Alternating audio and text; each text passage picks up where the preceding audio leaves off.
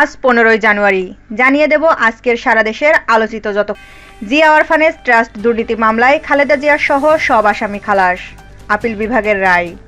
জুলাই অভ্যুত্থানে গুলির অভিযোগে এবার কিশোরগঞ্জের সাবেক রাষ্ট্রপতি আব্দুল হামিদের বিরুদ্ধে মামলা। ছাগলকাণ্ডে আলোচিত এনবিআরের সাবেক সদস্য মতিউর রহমান ও তার স্ত্রী গ্রেপ্তার।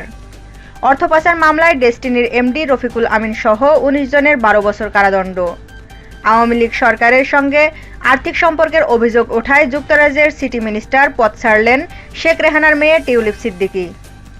প্রধান উপদেষ্টার কাছে প্রতিবেদন জমা দিয়েছে সংবিধান, নির্বাচন ব্যবস্থা, পুলিশ ও দুদক সংস্কার কমিশন।